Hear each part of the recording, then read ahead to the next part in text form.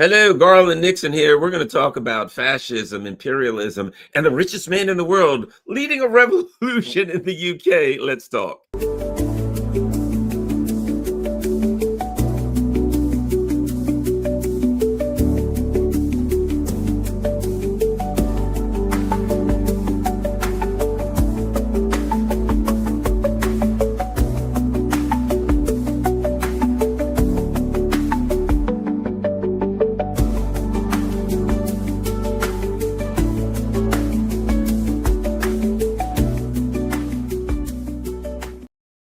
Hello, Garland Nixon here. It's Tuesday morning, and we're talking with the one and only Joti Brar.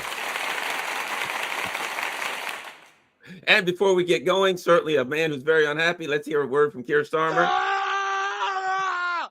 All right. Keir Starmer is in the house. Joti Brar, great to have you here again. We've got all kinds of craziness going on. Clearly, Keir Starmer is unhappy about the situation, but there's the term revolution is always discussed, and Great Britain is finally facing revolution, and it's being led by the richest man in the world. Let's talk about Tommy Robinson, Elon Musk, and their interesting revolution. Joti. Thanks, Garland. Yes, so for those not living on the shores of perfidious Albion who haven't seen this information, there was a rally arranged, I guess it was a week and a half ago now, in central London, and it was presented in the media as this kind of grassroots uprising of that angry workers of Britain. But the ringleader on our shores is a guy called Tommy Robinson, also known as Stephen Yaxley Lennon. He is a guy who split from what was then the kind of official hardline far right group in Britain called the British National Party. He split from them.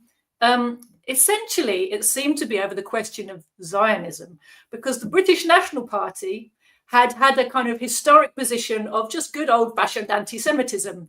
Down with the Jews, they did everything, and actually it was the Jews who invented communism, and that tends to be their line. You know, the Jews did everything, and so they just had this old-fashioned, anti-Semitic line, which was kind of long established in the far right, right? Tommy Robinson was a guy who basically split off and set up this group called, well, we know it as EDL, English Defence League. I don't think it exists now. It's devolved into various other groups, but actually it was called the English and Jewish Defence League. Right? So it had Zionism essentially baked into it from the beginning. And so we've seen increasingly this sort of funny phenomenon of these so-called English patriots waving the cross of St. George, which is the flag of England, not Britain, alongside the Israeli flag, the blue and white Star of David and the stripes, so, and deliberately conflating these two things. So they've actually very openly embraced a white supremacist ideology that says Israeli Zionism is good because they are white supremacists like what we are. Okay? So, this is their kind of affinity. Interestingly, there's a history to that as well, because fascistic supremacists who were Protestants in the north of Ireland, who were basically working for the British in helping to maintain the occupation and to wage a dirty war against Republicans in the north of Ireland, they also used to regularly wave the Israeli flag, right? And you'll see that white supremacists in South Africa regularly used to wave the Israeli flag. So, birds of a feather really do flock together. We've even seen it in Ukraine, haven't we? That Banderites will wave the Israeli flag, even though,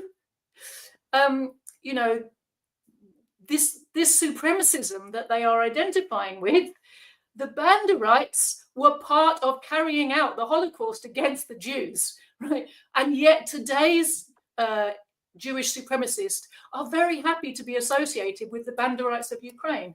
So again, it shows you this affinity that they all have based on their supremacist ideology that says we're from special groups who are much better than the people all around us.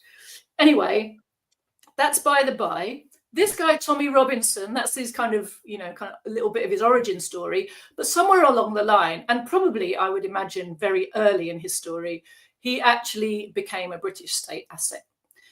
He's in and out of prison, but what's interesting about the in and out bit is how much he comes out. And he's always out when they want him out. Right? And I think from what I understand, he does good recruitment work inside prisons as well. So he's held up as this, the prison thing. It's a bit like the way that we'll come to France later, won't we? But the way that Le Pen is held up as this anti-establishment figure is actually a very important narrative for persuading angry workers who are cynical about the establishment to pin their hopes on this person.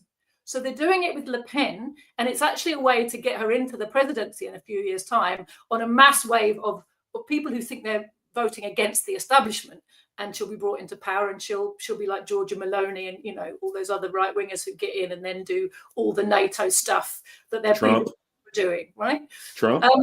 But so with Tommy Robinson, they've created this myth of him as this real rebel, that he's anti-establishment. He's somehow doing something the establishment don't want him to do.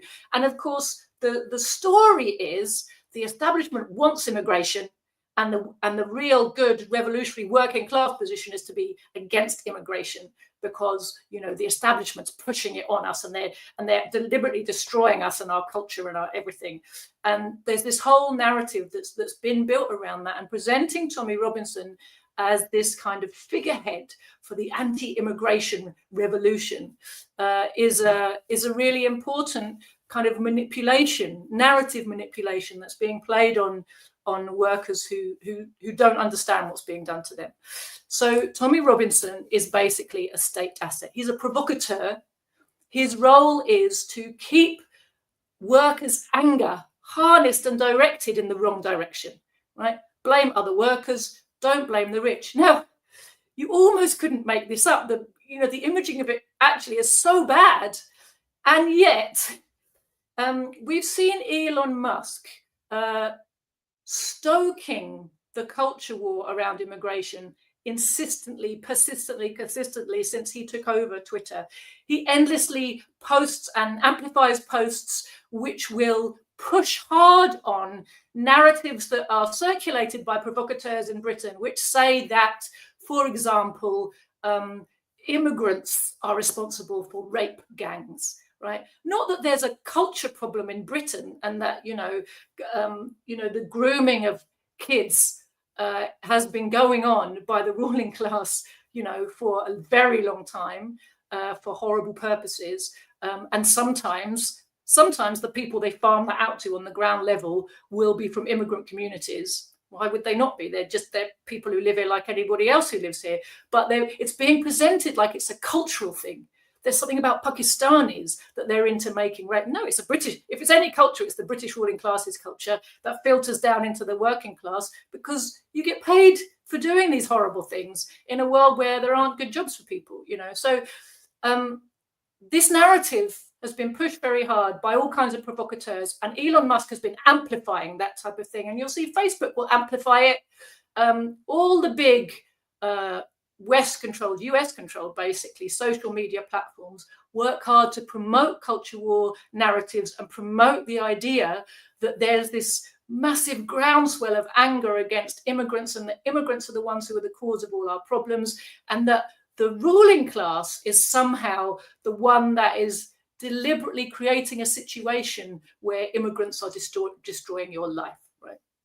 It's all nonsense, but that's the way that this narrative has been set up, and a lot of people are falling for it. They see that they can't get a doctor's appointment, they see that the good jobs have gone, they see all kinds of bad things happening in their communities, and then of course the ruling class is in charge of creating this narrative. So there is a deliberate policy, for example, of when asylum seekers land up in Britain, they get lumped in what are called migrant hotels. So basically, their claims are not processed. Sometimes it can take years for an asylum seeker's claim to be processed. During that time, he's not allowed to work.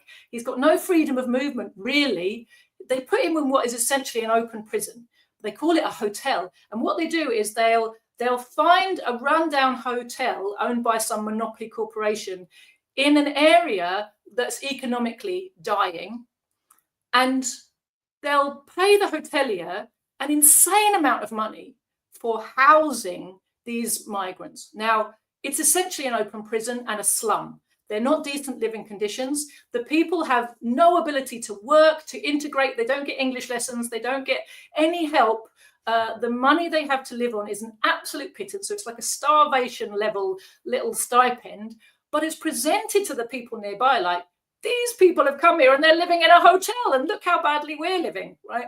So then the provocateurs, as soon as they've set up this hotel for migrants, open air prison, as soon as they set up the hotel, then the provocateurs are sent in to go around the community with shiny leaflets and talking points that basically point to some of the real problems that people are having in the area to do with doctors and education and, you know, jobs and all the rest of it. And then to point over there and say, by the way, there's migrants over there and we're paying a fortune to keep them in a hotel. And like, what's up with that? And then there'll be further provocations, which social media again is used to spread rumors that the people in these hotels have been looking funny at our women, at our children, at our babies. They stole our baby, raped my wife, you know, all this type of stuff. Very often, I'm sure occasionally the story might be true, but 99% of the time, they've been shown to be false rumors, but they spread like wildfire. And it creates this upswell of feeling that because you're hearing it constantly repeated from so many directions, it starts to feel like it must be true, that somehow these people are a threat and also are the reason that your life is bad, right? So the whole combination goes to create a very antagonistic sense towards immigrants amongst certain sections of the population. I must caveat though here, before I finish the bit about what actually happened, just by saying, considering the huge effort that goes into setting up this antagonism, the huge propaganda campaign, which is wall to wall, 24/7, 365 days a year, government, it never lets up the propaganda campaign against immigrants in our country. Given all of that, actually, all these initiatives to stir up a great wave of anti-immigrant patriotism amongst the British people, despite all the news coverage that the little bits of outbursts are getting and all the encouragement they get, they're actually quite small. If you go along to a massive anti-immigrant demonstration outside a migrant hotel, there'll be like a couple of hundred people there and a couple of hundred people in a counter protest. You know, the mass of the British people are not actually engaged in this, despite many of them being convinced that on some level immigration must be a problem because that's all anybody ever talks about, right? So they're doing this, and essentially what seems to have happened the other day in Trafalgar Square is that Elon Musk basically paid Tommy Robinson to rent a crowd. And they had, you know, I don't know what the numbers were. I've seen different numbers reported different places, but let's take them at their word. They managed to get 100,000 people in Trafalgar Square. Well, that's a decent sized crowd. But it was all very theatrical. So this is supposed to be really grassroots rebellion, and yet it's so well organized. They had a massive big screen in Trafalgar Square, not just a big screen that was showing, you know, people on the stage or something. No, this was a big screen with a live link up to Elon Musk sitting across the world, who was beamed in to address the crowd. And while he was addressing the crowd, Tommy Robinson was basically sort of genuflecting before him and getting the crowd to say thank you to Elon Musk for giving us free speech. That's literally what he said. Now, the irony of it is phenomenal when you consider that Elon Musk is one of the primary architects of the wall of censorship that is enveloping the West and being reinforced, you know, so hardly, you know, constantly, and being, you know, double walls, you know, oh, we've built one wall, no, that's not enough, we need another wall, you know. He is a primary architect and a prime mover in this effort to suppress speech and to shape narratives in the interests of the imperialist ruling classes and exclude narratives and suppress narratives that get in the way of the Hollywood machinery of narrative manipulation that the imperialist West has created. So, you know, it's kind of an embarrassment, but something that was noticeable in that very theatrical occasion that was put on by this Unite the Kingdom movement, as it's being called, was there was a kind of it's a very weird bit of pageantry at one point. I saw a clip of it. And there were these guys, I don't know what they were supposed to be dressed as. They had like feathers in their hair and kilts on, but everything was in red because they were being St. George's Cross, everything's red and white, right? They had red paint on their faces and everything. I don't know if they thought they were some kind of warriors. It was a little bit embarrassing. They were kind of dancing up and down, and Tommy was egging them on from the mic. And they took some flags and ripped them up to show like, oh, we, you know, who our enemies are. And one of them was something kind of Islamic.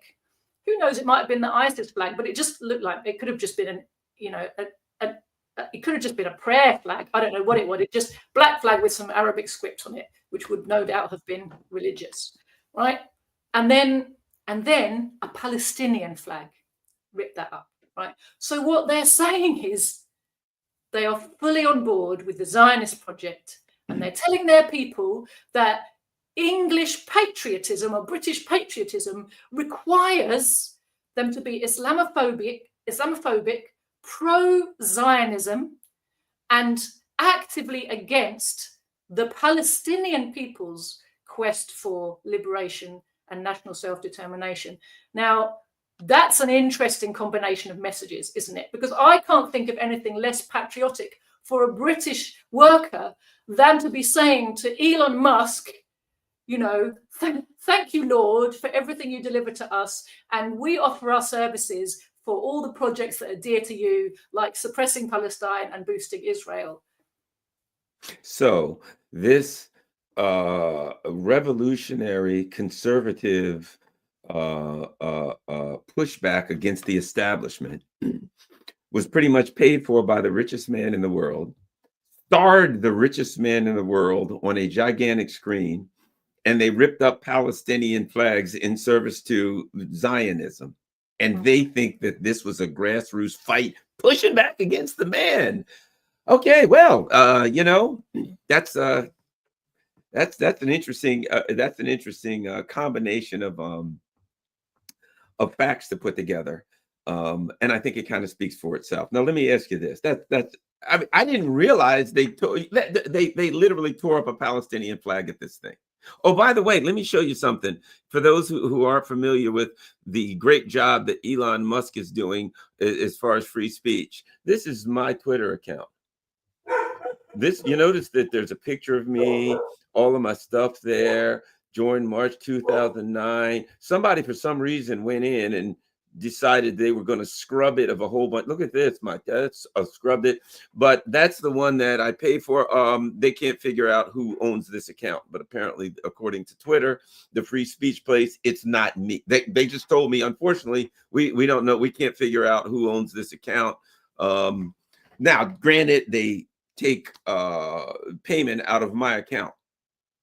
So at Garland Nixon, they send emails to garlandin@gmail.com. They take money out of a bank account owned by Garland Nixon, but unfortunately, they can't figure out who owns the account. I find that interesting. But at any rate, and there are those who say, well, Garland, why are you waiting so long to do anything? I've got my reasons. At any rate, so let us continue. As the revolution fires up against the man in the establishment, led by Tommy Robinson and Elon Musk, friends, what's interesting there is that, as I understand it, people are in the street everywhere. Apparently, they have some gigantic hole in their budget due to neoliberal capitalism. They've got a giant hole in their budget, and they tried to plug it by putting forth a budget that would have massive cuts for social programs, education, healthcare, the usual. It is pretty much the people who are revolting or in the streets are saying the reason we have this is because of all these gigantic tax cuts for the rich and all this extra money for the wealthy and corporations. So in order to plug the hole, you should take that back from them. They should have to plug the hole. I read where some rich guy who's representing some organization says we can't do that because that would be communism. So therefore, we can't have communism. So I'm sorry, all this money's got to come from the people in the street. And it seems to me that France is, I don't know, they'll be sharpening up the guillotines. I have predicted for the last couple of years, at some point, if they keep going in the direction they're going, there's going to be violence against the ruling elite, which I'm personally opposed to violence. But I understand, if somebody hits you in the face, you're probably going to swing back. So, but at any rate, your thoughts on what's going on with France. It's amazing to me, not amazing, but interesting that the ruling elite can put people in a bad situation and put themselves in a bad situation where the people are literally on the verge of violent revolution and they can't see it. And they'll say, no, that would be communism. We just got to, you people don't know your place. Shut up, go back to what you were doing, and we will continue to pillage and take everything that you have. Your thoughts on France? Thanks, Garland. There's a really fundamental thing that people just don't really understand about the national debt and about taxation and the national budget. And Karl Marx pointed out quite a long time ago now that under capitalism and in a capitalist state, profit is privatized and debt is nationalized. This happens repeatedly and endlessly. The most recent big kind of very well-known occasion of this taking place was, of course, in 2008, when the whole banking system, the whole capitalist banking system was in free fall. And Gordon Brown and Barack Obama got together and said, bloody hell, we have to save the system. These companies are too big to fail. If they fail, the whole lot is going down the tubes. So what are we going to do? We are going to bail them out. So the public paid to nationalize the banks. As soon as the banks were back on their feet, they became privatized again. So we had a situation where what we basically did was take on a huge amount of debt to save monopoly capitalist corporations. We actually did the same thing again in 2020. There was a massive stock market crash. The ruling class took on a whole load more debt. They called it a COVID bailout and pretended it was to spend money on the people. But the reality was that the vast majority of those funds went to subsidize and bail out monopoly corporations who were suffering from that massive stock market crash. So, as you see, the profit, when those companies are in profit, they're not sharing it with the rest of us. Of course they're not. They've got a million different ways to make sure they don't pay any tax. That, of course, is something that infuriates people. But what they have to recognize is there's not a way within this system to fix that problem. And I'll come back to this issue about taxation. But you can see why people are demanding or pointing to the fact that these corporations evade tax when they're profitable.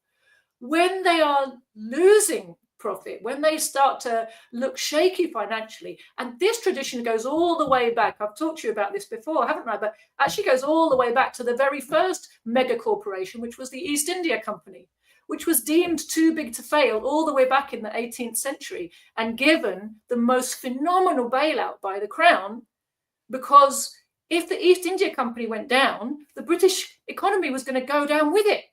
And they lent the most unprecedented sum of money. They basically took on public debt to stop the East India Company from collapsing when its profits. And one of the two things that had affected its profits, Garland, at that time, just to show you the continuity of behavior of this system, they had engineered so much looting of Bengal when they took it over after the war at Plassey and other battles. They had looted Bengal to such an extent that they basically engineered conditions for a famine. And when that famine happened, they were still busy looting, doubling down on taxation collection mechanisms rather than looking at how to help save the people who were starving because of the fact that their whole world had been looted to buggery. And so This mechanism, during the first year of the Bengal famine, the East India Company paid its directors a windfall dividend because they were raking it in so brilliantly, right? But by the end of the famine, they'd created conditions that actually undercut their own profitability, and the scandal had gone around the world of their behaviour, and suddenly the company became shaky, and there were holes in its budget, and it was no longer able to maintain that level of wealth extraction that it had been doing. So it started to, there was a massive crash in its stock prices and a hole in the budget because they were, running all kinds of armies, all these expenses of various armies and things, and running a state.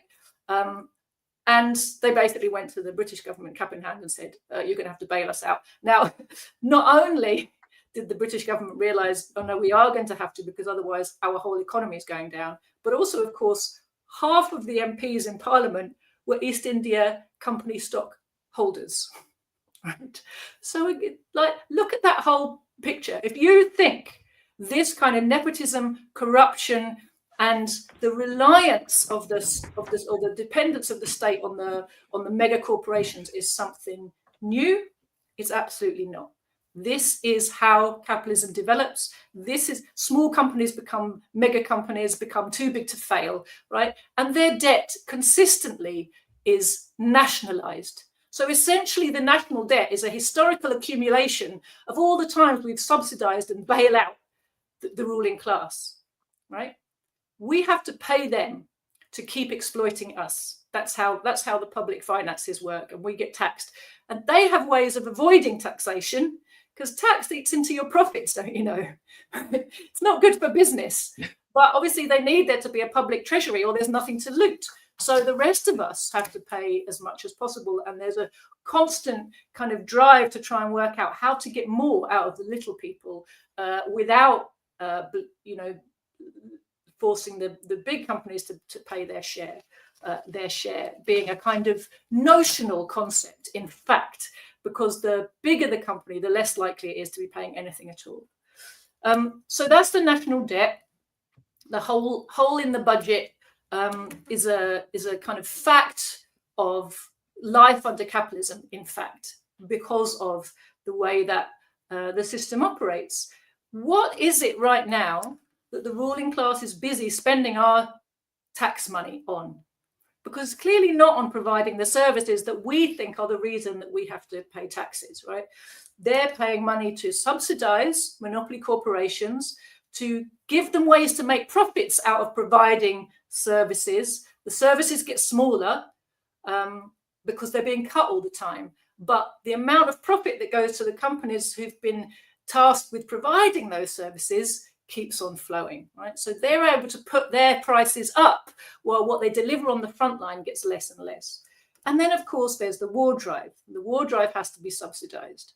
And the messages the ruling class wants to give us about all of this, I think, are quite interesting, because there's a big discussion going on all over the imperialist world about inflation and how to keep inflation under control. Now, first of all, the inflation we're looking at was to a very large extent created by all the money printing that the banks did to bail out the system in 2008, and have been doing ever since in order to subsidize various activities, including the COVID bailout, including the Ukraine war, all kinds, basic and various banks and financial institutions that have been melting down since then have been quietly bailed out, basically by printing more money. Now, the problem with printing money is you devalue the currency, right? Because the currency in circulation basically needs to reflect the value of the goods in circulation. And if it doesn't, if there's more currency in circulation than is the value of the goods in circulation, what will happen is each pound or each dollar circulating will decrease in value until they basically level out. That's money as its means of circulation. Money has several functions, but one of them is as a means of circulation. And in that role, if you put more money into circulation than there are goods to balance it out, what you're doing is creating inflation. So the goods become more expensive.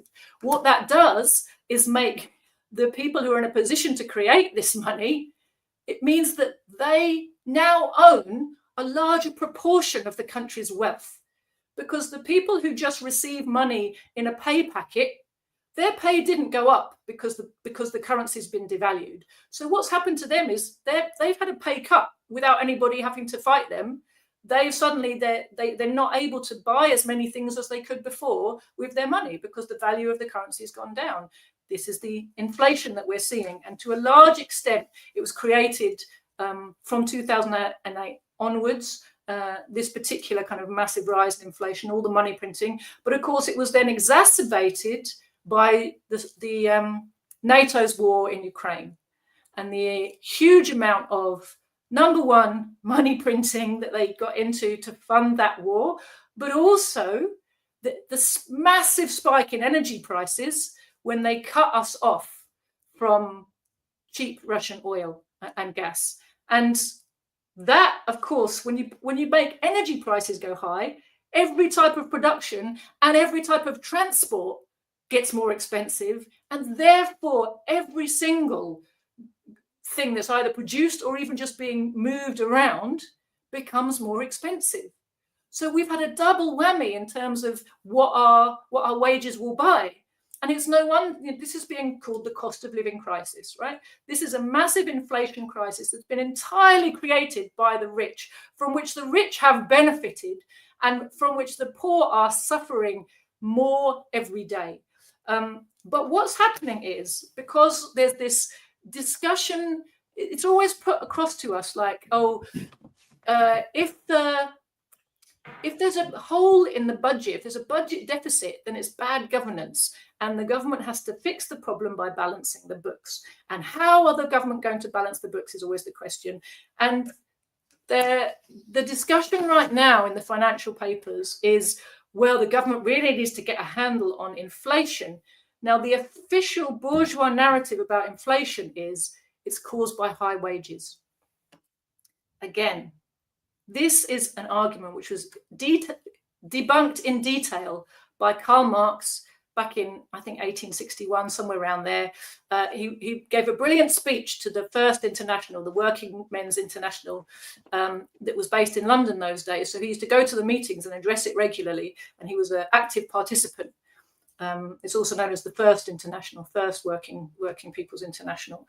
And he gave a speech which is later published as Wages, Price and Profit. And everybody should read it. It's really worth understanding. And he systematically debunked arguments. And the reason he did that was there was a radical English worker or British worker who had presented a thesis to the International that said workers shouldn't strive for higher wages because all they do is create inflation, and that basically negates the effect of the pay rise. The wages go up, the prices go up, and you might as well have not bothered. This is what the bourgeoisie tells us all the time. They tell us this is true. Marx showed it's absolutely not true. He said what he showed was there might be a temporary rise in the price of a few things, but in fact, over time, what happens is that levels out, and it's not over everything. It's over just some things that the workers are suddenly able to put more demand in. That very quickly evens itself out in the economy. And over time, what you get is with higher wages, the thing that actually comes down is profit. So what you're looking at is how is value that's been created. Let's not forget the value has been created by the work of workers, right? They have created value by their labor, through their laboring power, right? They've created value, and where that goes to, the extra value they created in a new product is divided essentially into wages and profit. So the higher the wage, the lower the profit, the lower the wage, the higher the profit. That's it. That's the essential rule of capitalism and how wealth gets divided. So even with a small profit, the capitalists are still ripping us off, right? Because they're getting money for nothing. But the reality is their drive is always to push wages down as low as possible so that they can keep profits as high as possible. So they tell us this fairy story that says high wages are the reason we've got inflation. And like right now in Britain, there's this massive kind of push on the Chancellor and to well, the Chancellor's just doing the bidding of the ruling class, but it's being presented like the sensible economists have to explain to the Chancellor she must be firm with the public sector and not buckle to their desire to have a pay rise that keeps up with or even goes ahead of inflation. Let's not forget that public sector workers have essentially been having real terms pay cuts since 2008, right? So in every sector, in fact, in Britain, people's pay now is way behind what it was in 2007. If you look at purchasing power, what can you get for your money? And actual numbers don't mean anything, do they, Garland? It's what can you get for your money? How much does a tin of beans cost? You know, can you go on holiday? Can you afford your rent or your mortgage, etc.? And our wages across the board have gone down massively, and everybody has had this huge amount of pay austerity and real terms pay cuts. And sometimes it can be hard to realize because, you know, some sectors have 5% pay rise. Why are they so greedy? It's like, well, but inflation was 8%. So 5% is still a pay cut, right? But it's presented like it's this massive pay rise. And again, this really helps the bourgeois narrative manipulation about these things, because they don't explain that actually these workers are still far behind where they used to be. They're still struggling to make ends meet. We still have, you know, single mothers in full-time work, nurses using food banks because they're single mothers and their salary won't feed them and their children. So this is what's been happening to our wages. This is what's been happening with inflation. There's this narrative that says that the governments must be frugal and must deny these greedy public sector workers a pay rise because that's just going to fuel inflation, when in fact they're the ones who've been fueling inflation, and they've done it to make themselves richer and to fund the things that matter to them, i.e. keeping the system going and keeping the war machine going, right? And they're forcing us to pay the price. When they say to us, first of all, they make us bail out their banks, right? And then they tell us, no, well, the government's got to keep paying the interest on its debt. Who are they paying the interest to? They're paying it to the same banks they bailed out. We've got to keep paying tribute to the ruling class who we keep bailing out, and then we owe them money, and we've got to keep paying them interest on the money we owe them. And then because that's all very expensive, we have to accept be it cuts to all public services, cuts to the NHS, cuts to education provision, further privatization of everything, further casualization of everything. Or every worker in every possible sphere should be on a 0 hours contract, should be on minimum wage, should be totally flexible, right? And the minimum wage shouldn't rise either. You know, you should basically be at starvation level or below. And still will say that you don't work hard enough and you don't live frugally enough. And the problem is that workers are just lazy. That's the reason the system isn't working, people, for you. It's working fine for us, by the way. You know, so this is the real substance of the discussions that are being had. And this question of taxation, I'll just finish with this, if I may. This question of taxation is a really important one, because people see that they are being taxed to the hilt through 1,000 different mechanisms. Not just one tax, are there? There's hundreds of bloody taxes. You're left, right, and centre. You're taxed. Sometimes an item you're taxed on 3 or 4 times. You know, and it's clearly the taxation burden is pretty unbearable, iniquitous, and unfair. It's very unfairly distributed, the tax. You know, as a proportion of income, if you look, it's the poorest who pay the most, and that is obviously, to anybody who believes in even slightly in fairness, which as humans, you know, we have a fairness bias. We are in favor of fairness, and we notice unfairness. You know, you only have to look at 2 little kids being given a plate of, you know, raspberries by their mum, and they're looking at each other like, have you got more than me? Right? There's an inbuilt fairness bias in human beings. I mean, it's a silly example, but you get my idea. We look and we see it's not fair, the distribution of taxes. It's not fair. That's true. The question is, can we, through tax reform in this system, make it fair? And I have to say the answer is no. Fundamentally, what we're looking at is how the system works. It's like looking at the parliament and saying, oh, these people aren't serving us. We need to re-elect new parliamentarians. And, you know, my father was fond of saying, you could have 650 Karl Marxes, in the British Parliament, it still wouldn't serve the interests of the working class, because that parliament has been set up as part of the bourgeois state machinery. It's one cog in a big machine. And that machine's whole purpose is to keep a tiny exploiting class in power over an exploited majority. How does changing the personnel in a bit of that machine change what the machine is? It doesn't, and it can't. And that's the thing, I think, that people get very misdirected over this idea of tax. And a lot of people's time and energy goes into fighting for the reforms in the tax system, right? But look at what's gone on since the Second World War. Since it became evident to the ruling class that higher taxation was going to be demanded to pay for more social provision for more workers, they set up the most phenomenally complex network of tax loopholes and tax havens that work in tandem. A whole system of being able to set up a shell company here and another one here, another one there. So it's basically replaced. You remember before and during the Second World War, the system of choice was the anonymous bank account in Switzerland. And Switzerland was the banker, Switzerland was neutral, i.e. they were the place where all the bourgeois could hide their loot and it couldn't be touched.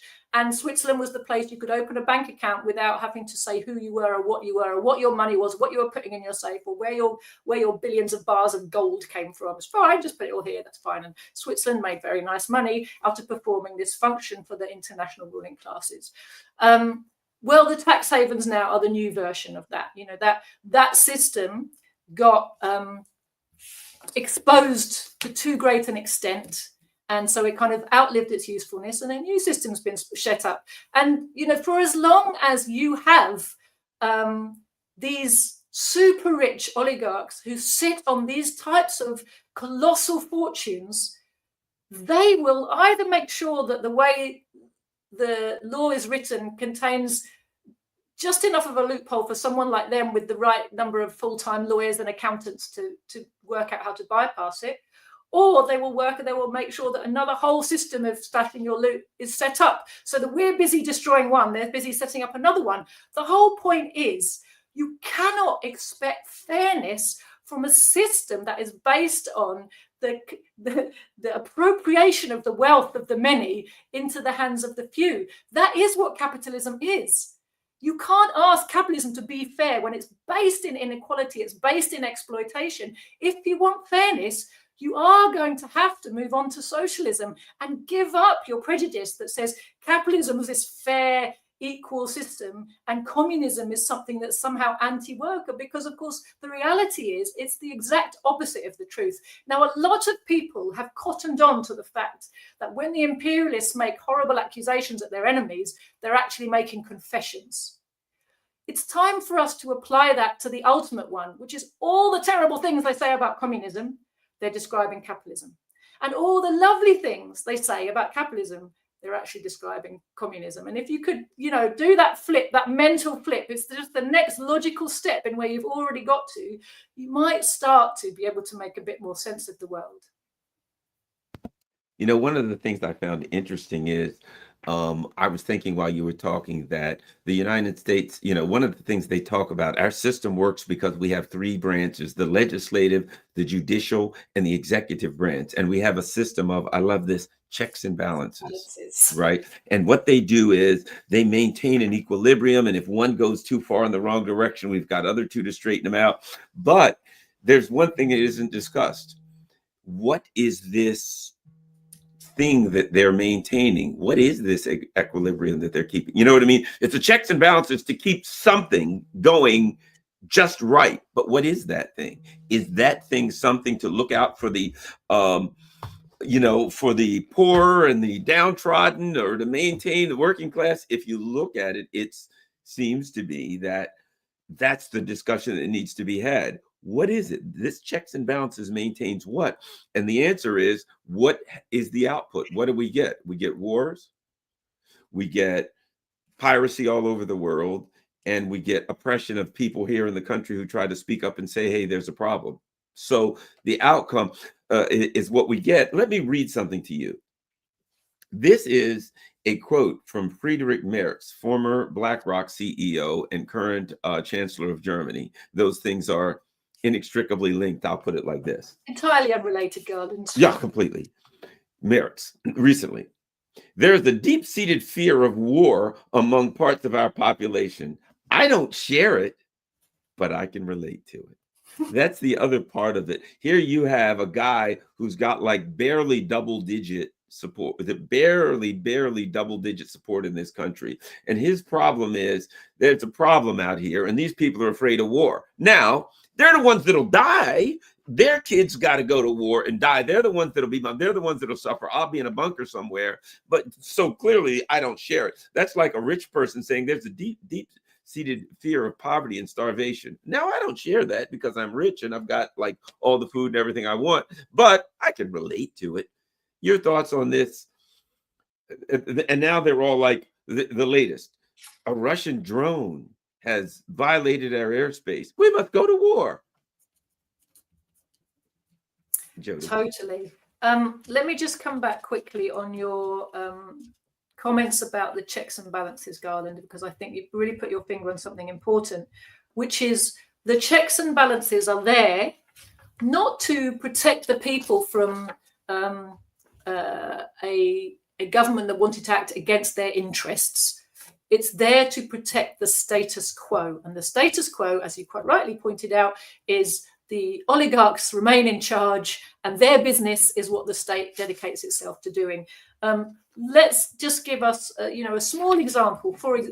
I regularly you see in the USA, you have these kind of bun fights over the budget, don't you? And then what happens? The budget can't get passed because we don't have enough votes in there, and there's a kind of hiatus. And what has to happen is some demands in the budget that were made to keep the base happy have to be got rid of so it can be voted through the parliament. Now, Congress, whichever bit of your system that is. In our country, we have this fabulous thing called the upper house. So it's brilliant because even if a government puts through some legislation that the masses might really be demanding in the hopes it's going to make their life a bit better, we have this thing called the House of Lords. And the House of Lords will then inspect the legislation and go, we don't like this, and we don't like this, and we don't like this, and kick it back. And it can go back several times. And basically what you're looking at is the process of chipping away anything that might have been slightly threatening to the status quo until what passes is acceptable to all parties. So you're absolutely right. The checks and balances are not about stopping abuses of power. They're about making sure that the proles don't actually get to pass anything that upsets anybody in the higher ups, right?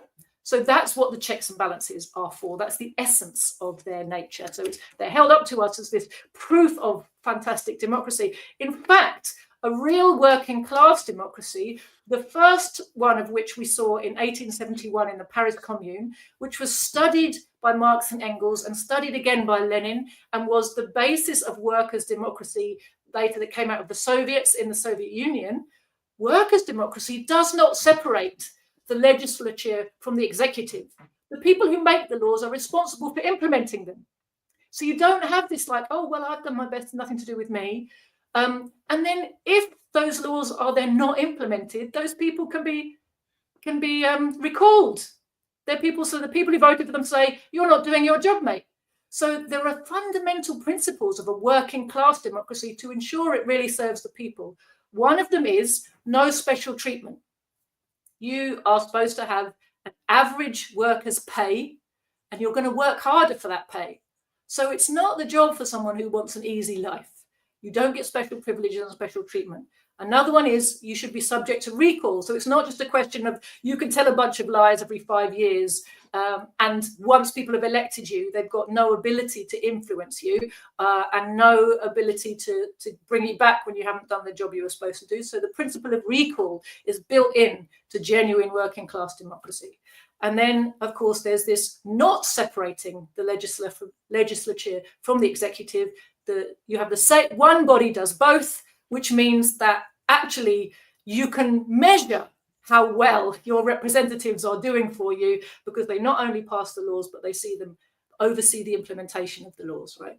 So this is what mass democracy, working class democracy looks like. It's the polar opposite of what is called representative and what we would call bourgeois democracy, i.e. capitalist democracy, which is democracy for the capitalists, by the capitalists, of the capitalists, and dictatorship against everybody else.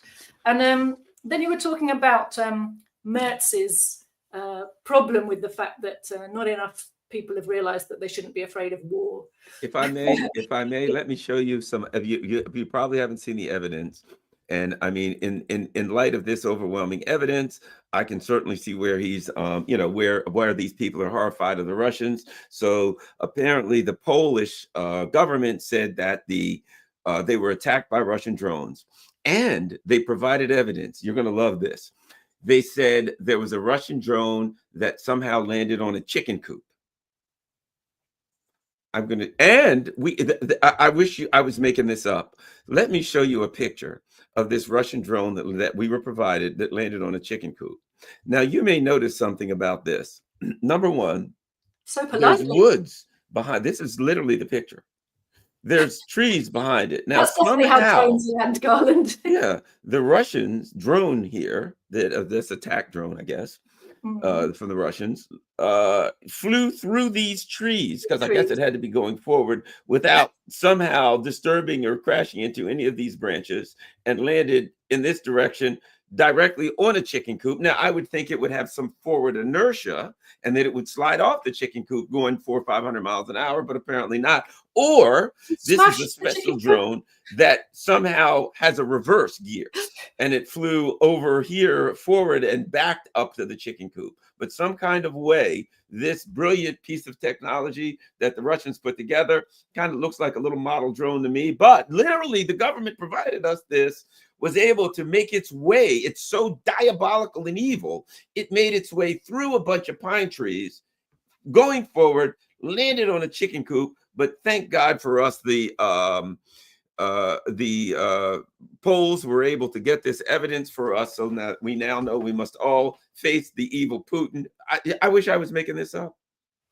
I wish I was making it up, Jody. What is really upsetting, Garland, is how many serious mainstream, i.e. corporate imperialist media, will present this photo like it actually is evidence, with no commentary that points out why this evidence is maybe not very plausible, right? And this is part of how we can see that what we're looking at is a massive manipulation. What we're looking at is evidence of the Europeans trying to, number one, keep the war going any way they can. Number two, pull the US back in, because they want to, they're staging a provocation that they hope can trigger Article 4 or Article 5 in the NATO constitution that says everybody now has to join in. Of course, actually, it doesn't say they have to. And with the US and the British, like with everything, they will if they want to. But they want to try and trigger this panic that says, no, everybody has to get involved now. They want to make it a directly NATO war, because the Ukrainian forces are being defeated, and at some point soon they're going to completely collapse. And this is the Europeans' way of trying to make that happen. At least bring more NATO forces into Poland and up to the border, ready to go in case of the full collapse of the Ukraine regime. That's actually what we're looking at, Garland. And that photo is absolutely laughable. I mean, for one thing, I'm no military expert, but if that thing was flying, never mind the bloody trees, if it was flying at great speed, that hen coop doesn't look strong enough to stand up to the impact of the drone landing on it, right? If it came out of the sky at a great speed, surely that little wooden structure would have collapsed and shattered into loads of pieces. It wouldn't just land like a little feather on the roof, would it? I mean, drone experts write in and tell me, unless somebody stood there bringing it down, right? Obviously, you can do that. But that's not what they're saying has happened, right? They're saying this flew thousands of miles and just randomly landed in Poland. And they're also saying that for some reason, unbeknownst to man, it kind of goes along with the whole stupid Hollywood narrative of the Ukraine war generally, doesn't it? One day, Vladimir Putin, for no reason that anybody can possibly fathom, because how can you possibly understand such evil? He woke up one day and just wanted to invade the country next to him and take it over and wipe out its people, because that's what madmen are like, isn't it? And because we watch so many superhero movies, like there's enough people who buy into that nonsense, right? Of course, it's not what happened. It's not an explanation of what's going on. And why on earth, just stop and think about it. Russia is winning in every sense, in every respect. It's winning diplomatically. It's winning militarily. It's winning economically. It's winning socially. Why on earth would Russia suddenly attack Poland? They've got zero reason to do that, right? Zero. It makes no sense at all. But when you understand that these drones are all over Ukraine, because they're cheap drones that the Russians send in to overwhelm air defenses, and they're very easy to pick up ones that haven't been destroyed and repurpose them and reuse them, and that is what the Ukrainians do. That is perfectly normal. But for the Ukrainians to set up this, oh look, it must be the Russians what done it, because here's a few of their cheap drones that there's loads of hanging around in Ukraine. It makes no sense. None of it adds up. It's quite clearly from the beginning. You should have been suspicious the first day you read those headlines, simply because there's no reason for Russia to want to attack Poland. And we already had a fake scare about an attack on Poland, didn't we? Remember that there was the bombs fell in Poland, and there was some farmer who was supposed to have, been under the bombs, and they do these big splashes in the Western press, and all of it is about narrative management. But it ties in completely to what Merz was saying, because of course part of the narrative management is not just saying Putin's a madman and he's coming for us, and he's not going to stop at Ukraine. He's going to come to Poland, he's going to come to the Baltics, he's going to keep going and keep going. We're going to have to fight him somewhere. And this narrative is an important one for softening up the populations in the West. Number one, you've got to soften them up to just accept you keep spending money on the war, even if you don't send any soldiers from here. It's very unpopular how much money we spend from the treasuries of the West to fund this war, billions and billions and billions, while we're being told there's no money for anything that we need, right? So that's one. Number two, there is a desire in the Western imperialist powers to prepare their populations to actually participate in war if it comes to that. They prefer to fight the wars by proxy. It's very threatening to their social cohesion if they mobilize their home populations for war. But that doesn't mean they'll be able to get away without doing that. So they step by step, they're trying to soften us up. They're trying to prepare us for accepting that we need to go to war with Russia, that Russia is a big enemy, that Russia is this crazy mad power that has to be stopped. Putin is the new Hitler, all this type of rubbish.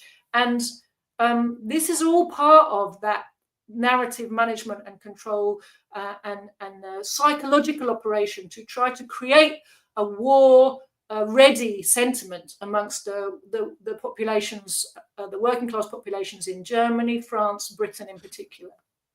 Last, before we go, is your thoughts on the current state of affairs, what's going on with the madness of Zionism. Now they'll just say they'll attack any country in the world. And of course, the US is playing the old, we're trying to control them and we're trying to stop them from doing things. We didn't know they were going to attack Qatar. Who could have possibly saw that coming? It seems to me that's starting to run out of gas. Although there are a lot of people in this country that still run around and say, Israel controls our country. We're just puppets to Israel. I'm like, yeah, okay. That's like me saying my fingers control my body. I can't control my fingers. They just do crazy things every now and then. I'm like, don't do that. Bad fingers. Don't do that.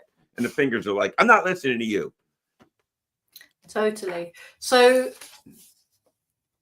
it's very clear now, isn't it? The genocide is fundamentally, it's a genocide of Anglo-American imperialism with the European Union in enthusiastic support. And this is a war between the imperialist bloc, essentially NATO, and the peoples of the Middle East. Zionism is the attack dog. Israel is the attack dog. It's their unsinkable aircraft carrier in the Middle East. It's also the arm's length operation that the imperialists really prefer, which is deniability. Then they get to parachute themselves in as the peacemakers and the peace brokers and the intermediaries. I'm just a neutral arbiter. I've come to help you sort out your differences, you silly little children who keep fighting each other. If only you'd be reasonable, let me help you. But of course, they're the ones who are pulling the strings of the Zionists, and they're the ones who create the ability of the Zionists to carry out these crimes with no answerability, right? There's nobody who can hold Israel accountable. Why is that? The whole world is screaming, why can't Israel be held accountable? And of course, the reason is because the UN, Britain, the imperialist powers stand behind Israel, and they create a situation in which it's not possible for any of the rest of the world to do anything. And I think what that then plays into things we're seeing right now, isn't it, in the international sphere? Because on the one hand, we've got the United Nations meeting, and we've got this whole ritual of a bunch of even imperialist countries agreeing with the majority that the state of Palestine should be recognized. It's all in words. It's all to calm their own people from the imperialist point. I mean, from the mass of the world, they want justice. They're sick of watching this, right? They bring these resolutions, but then they're kind of toned down, and it becomes this thing where there's a kind of show of virtue by a whole load of complicit governments. We have Macron standing there, of all people, saying, yes, we're going to recognize the state of Palestine. What does it mean? What are they recognizing? Palestine is entirely occupied, bombarded, starved, genocided. What is it you're recognizing? That Palestine has a right to exist? We already knew that. What is it that these words mean? They're not taking any action to stop Israel. What they're trying to do is convince their home populations that the actions going on that are being the crimes that are being committed by the Israeli genocidal machine are nothing to do with them. And they're as horrified as you are, and they stand with the global majority, and they're just as impotent. Keir Starmer and Emmanuel Macron want the people to believe that they're as impotent as you and me, standing by and watching these horrific crimes. But the truth is quite the reverse. They are participants. They are helping to direct these crimes, right? So it's a total lie. It's a charade that's happening in the UN right now. Meanwhile, there's an interesting development going on with the Shanghai Cooperation Organization, and China launched its Global Governance Initiative. It's launched several other initiatives over recent years about how, as a global community, there's better ways of doing things, right? Now, what I find interesting about this is, although, in fact, the UN Secretary General was at the meeting and has endorsed the initiative, right? And the Chinese have been very firm in saying, we're not trying to replace the United Nations. We're trying to make sure that the United Nations system works properly as was intended. Well, of course, what people intended the UN to do differed depending on who they were, right? But what is true is that because the UN was founded 80 years ago in the wake of World War II, because one of the big powers that emerged from World War II was the USSR, there was an acceptance in words, if not in deeds, that was written into the UN Charter of the right of all nations, the equality of all nations, no matter what their size, the right of self-determination, all these type of things, and an acceptance of international law of the type that came out of the Geneva Conventions and the Nuremberg tribunals. So these are principles that people all over the world would happily accede to if they ever had the chance.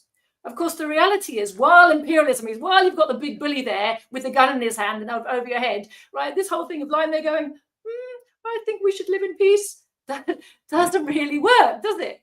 But the Chinese are asserting at a time when the mass of the world is so disgusted with the impotence of the UN system and the way that the imperialists block every mechanism that is supposed to enable the international community to actually intervene on behalf of and to stop crimes on behalf of the oppressed and to stop crimes from being carried out. It's never been able to do that because of the US and British vetoes. Nevertheless, in words, it says that's what it's for. So the Chinese are saying, well, we take the UN Charter at face value.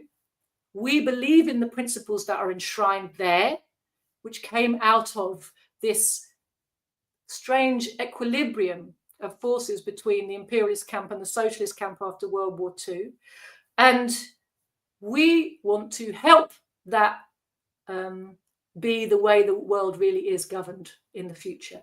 And so a whole load of countries have already come out in support of that. The UN Secretary General did. And what we're going to see increasingly is a competition over the dominant narrative. And what I think, although the Chinese say they're not trying to replace the UN, I think it's a bit like the BRICS alternative trading system.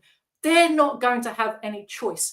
If they really mean what they say, and they do want to help the world have a fairer, more equitable way of conducting its affairs, where the strong cannot dominate the weak, and where everybody, the system works for everybody and everybody gets a say in how the system operates, there's no alternative but to steadily build something that is parallel to and ultimately eclipses the system that the imperialists have got such tight control of that it's impossible to use it for anything, even when the huge majority of the world's population is behind it, as we've seen in practice endlessly with the situation of the genocide in Palestine, the ICJ rulings, all the resolutions, and all the words, all the hot air in the UN about how genocide must be stopped and Palestine must be recognized. And, how many resolutions over the decades have there been about the rights of the Palestinian refugees to return home, Garland?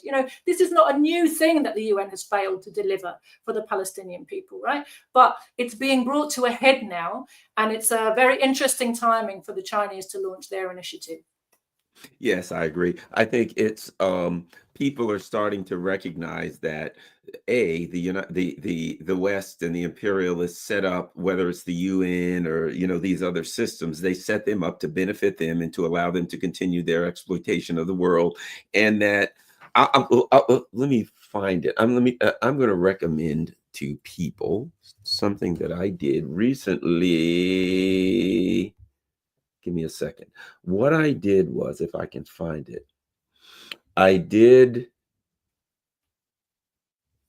here we go.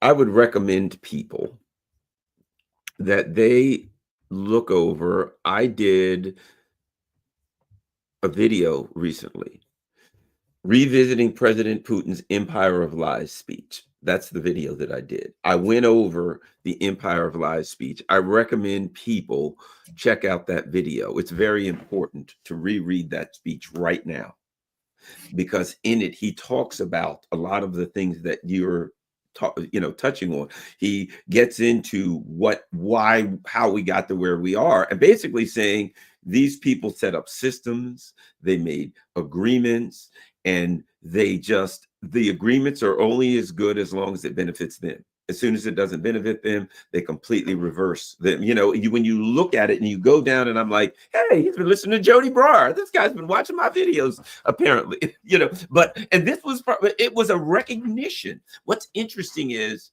I don't want to keep you too long.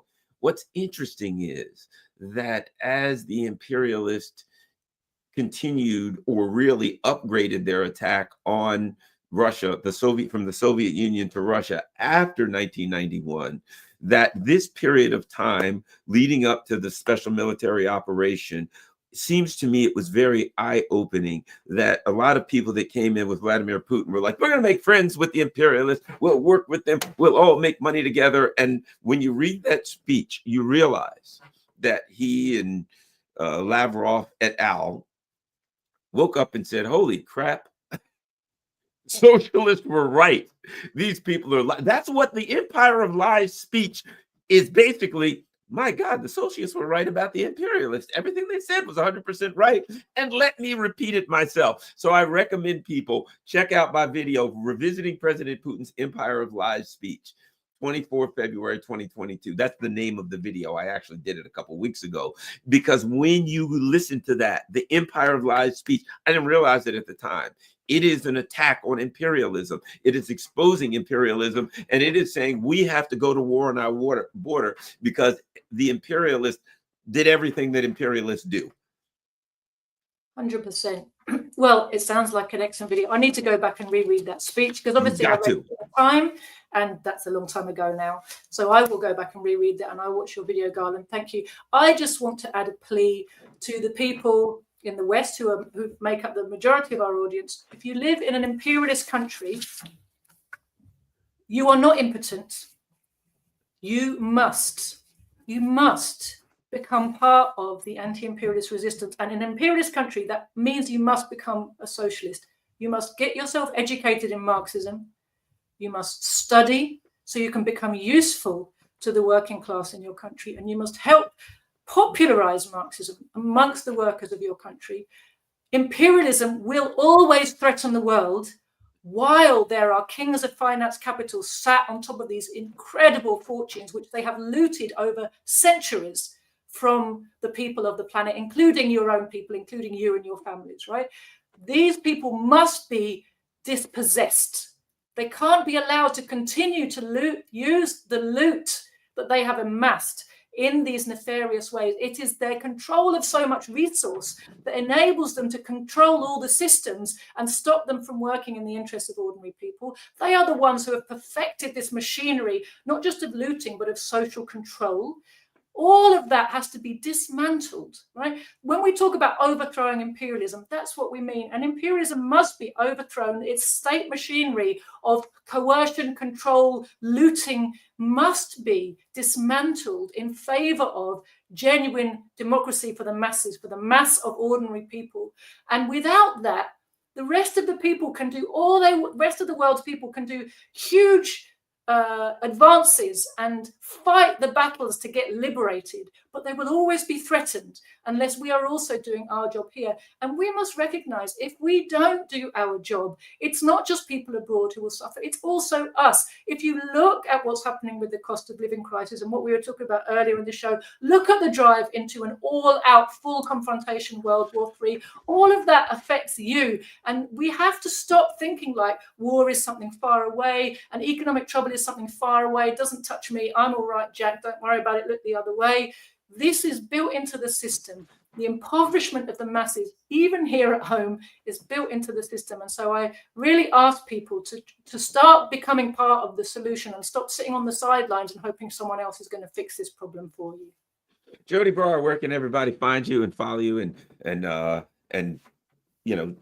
check out all of your information in your organization? Thank you. So I have a Telegram channel. It's just my name, Joti Brar. My party has a Telegram channel, The Communists, with an S. That's our website, thecommunists.org. Do sign up to our newsletter there. Do follow us on Telegram. Do subscribe to our newspapers. And we have a fantastic YouTube channel called Proletarian TV, where there's a huge load of resources, speeches and presentations on all kinds of topics going back many, many years. So a fantastic resource there also. Thank you. And before we go, you know who we have to hear from? Keir Starmer. Joti Brar, everyone, make sure you share this on all your social media platforms.